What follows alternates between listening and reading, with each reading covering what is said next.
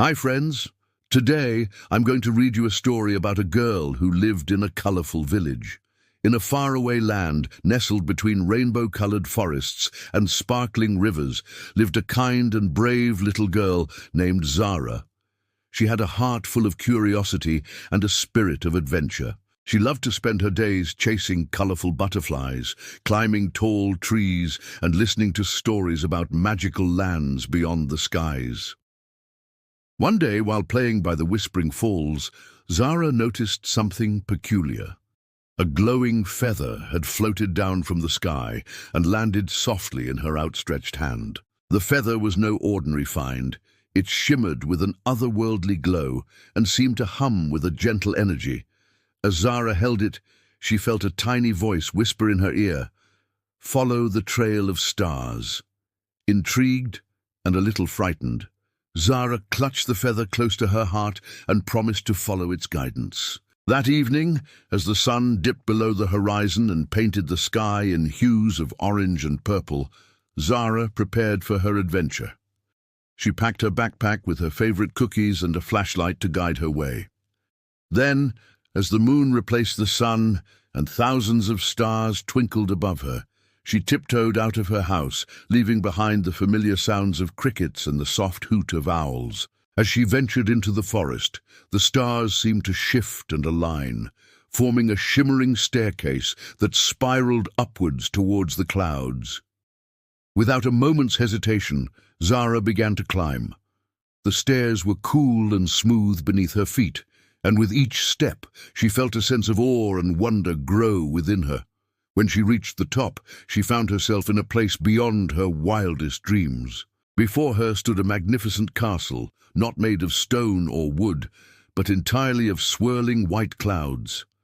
The sight was so breathtaking that Zara stood mesmerized, her mouth agape in wonder.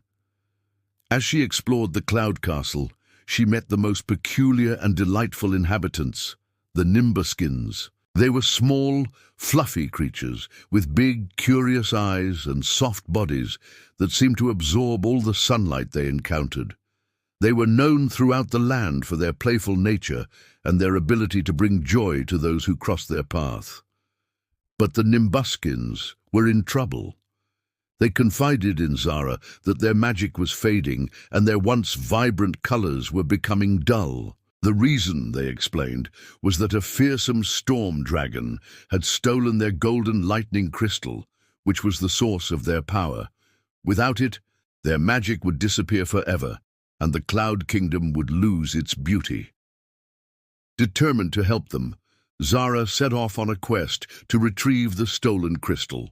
Accompanied by the Nimbuskins, she boarded a cloud ship shaped like a giant dandelion and set sail across the stormy seas below. The journey was perilous, but the Nimbuskins guided her expertly through the turbulent skies, dodging rain clouds and navigating through thunder tunnels until they finally reached the edge of the world.